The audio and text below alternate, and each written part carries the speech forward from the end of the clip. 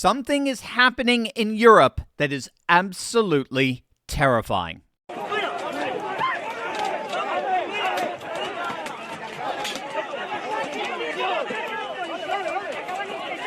These are the scenes from the nation of Spain as authorities try to quell the ongoing and rising clashes between migrant gangs and native Spaniards.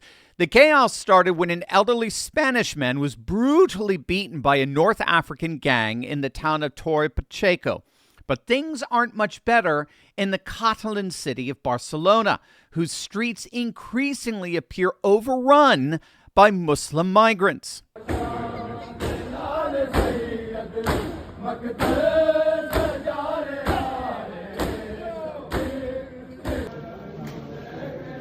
Once a beautiful tourist destination featuring the Catholic Cathedral of the Sagrada Familia, the cobblestone streets of Barcelona are now increasingly filled with hundreds of young men from North Africa and the Middle East conducting Islamic rituals. One commentator put it perfectly: if you thought you were visiting Barcelona, Spain, think again. It's more like visiting Islamabad, Pakistan. But Spain isn't alone. In the nation of France, during a recent cultural festival in Paris, hundreds of young people were stabbed with syringes and property was set on fire. The arrested accused assailants were primarily Algerian, Tunisian, and Moroccan. And in the UK, they are continuing to wrestle with what's being called the grooming gang or rape gang scandal, a scandal so horrifying it betrays the imagination. Simply put, over the last 30 years, there has been an organized, methodical, industrial-scale rape and sexual harassment of young white British girls and children by predominantly Pakistani Muslim gangs. The numbers are shocking. We're talking about tens of thousands, if not hundreds of thousands of children being systematically raped and abused by organized gangs of men. All the while, the people in power, the British government, the very people charged with protecting these children, deliberately turned a blind eye and, in point of fact, have gone so far as to try to cover it all up. The story originally broke back in 2011. Journalist Andrew Norfolk reported on girls as young as 12 having abortions as a result of abuse, while one girl, aged 13, appeared to have been raped more than 50 times.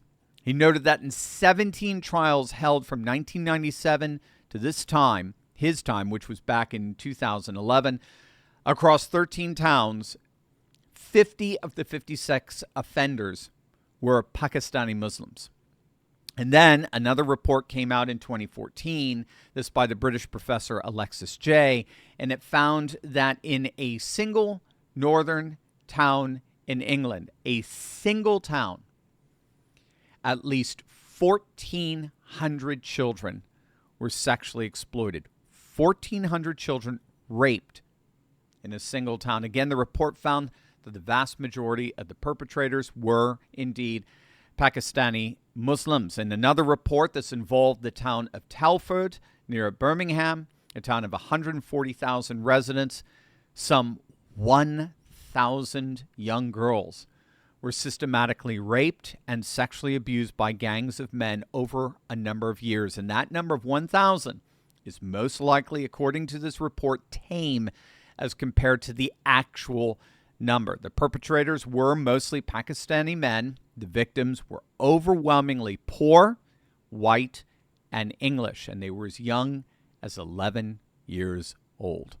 A recent academic paper examined 73 trials covering 44 towns and 498 accused assailants. That report found that 83% of the people prosecuted for group localized child sexual exploitation were Muslim. According to the conclusion of another report, this epidemic of child rape on a mass industrial scale simply has no other comparison in 21st century Britain. According to one member of parliament, as many as 1 million children could have been affected by the rape gangs over the last 30 years.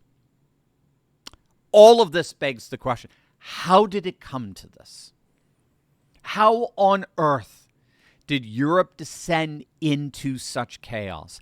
That is exactly what we are about to answer, an answer that liberals and the legacy media don't want you to know.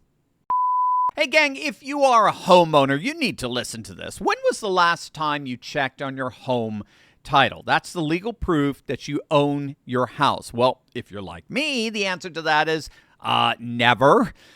The problem is in today's AI and cyber world, scammers are stealing home titles and your equity is the target. So here's how it works. Criminals forge your signature on one document. They use a fake notary stamp. They pay a small fee with your county and then boom, that's it. Your home title has been transferred out of your name. Then they take out all kinds of loans using your equity or even sell your property, and you won't even know it happened until you get a collection notice or a foreclosure notice. That's why you need to stop what you're doing right now and find out today if you've already been a victim. Use promo code TurleyTalks at HometitleLock.com to make sure your title is still in your name. You'll also get a free title history report plus a free 14-day trial of their $1 million triple lock protection. That's 24/7 monitoring of your title, urgent alerts to any changes, and if fraud should happen, they'll spend up to $1 million to fix it. Go to HometitleLock.com right now. Use promo code TurleyTalks. That's HometitleLock.com, promo code TurleyTalks. Unfortunately, none of these incidents are isolated. They are all the predictable result of a deliberate policy framework that prioritized ideology over national security. It all started with what's called the Schengen Agreement of 1985. Now, the Schengen Agreement or Schengen Protocol, bottom line, means that once you've entered Europe via any one of the 29 participating countries, you had free access to all those countries. You didn't need to go through customs or border patrol at each and every point. And this abolishing of border checks between European countries was, of course, sold as a cornerstone of continental unity and economic vibrancy and prosperity. The idea seemed noble, free movement for over 450 million people across 29 countries, right? But here's what they didn't tell you. Once you eliminate internal borders, you lose all control over who enters into your nation. And that is precisely what these liberal globalist elites exploited.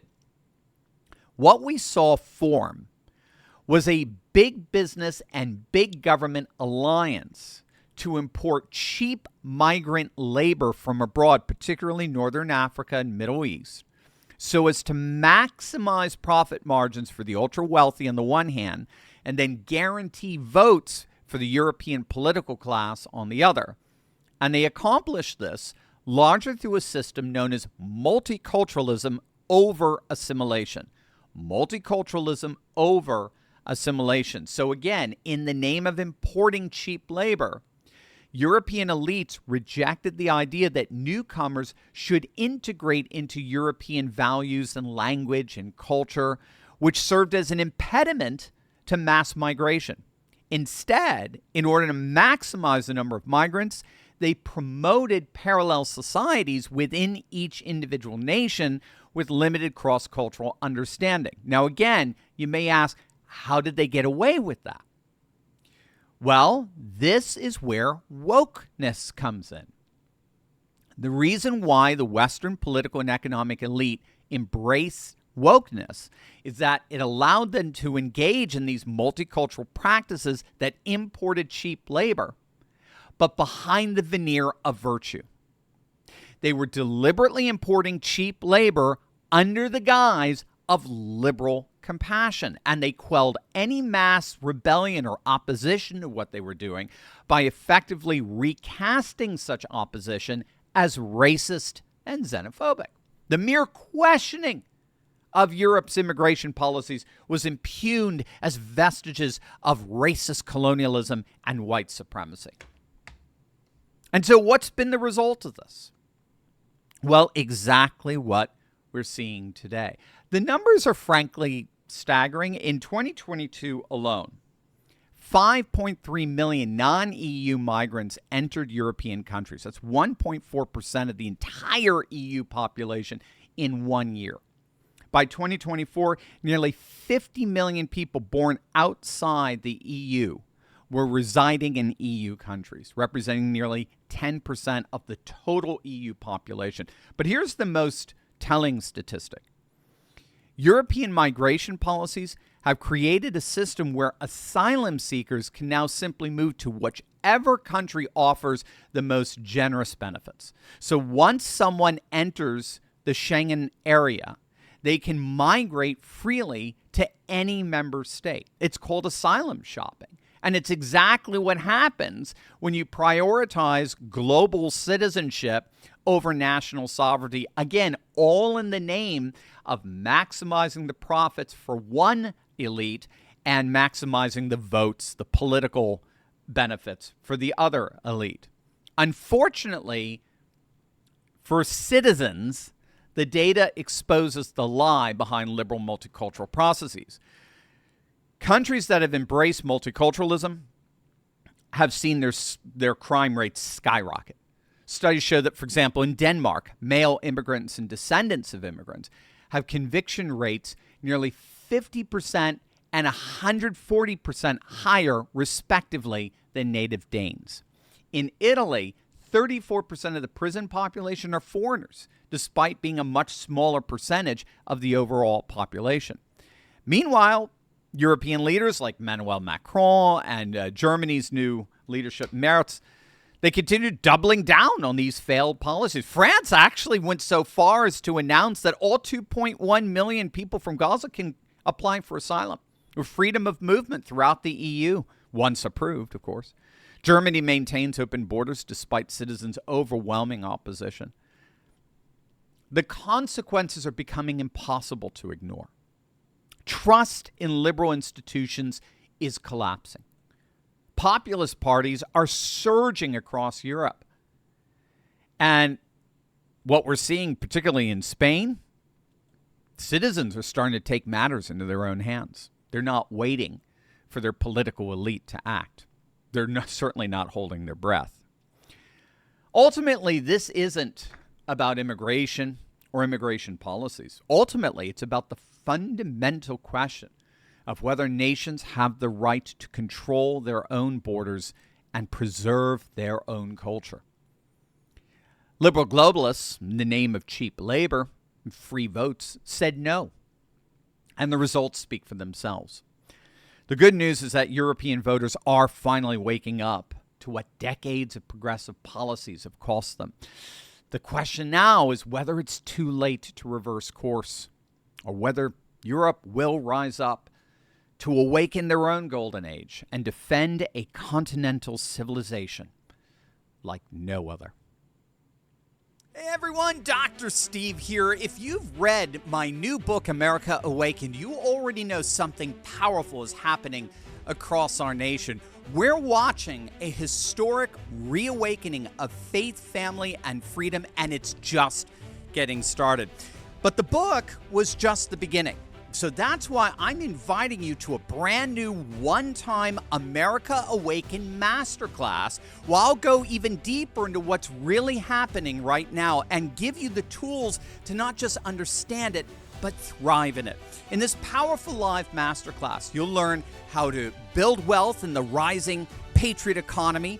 You'll learn how to protect your family in a world full of chaos. You'll learn how to find real alternatives in education, media, and more. And you're going to take practical steps to restore truth in your own backyard. I'll be teaching live.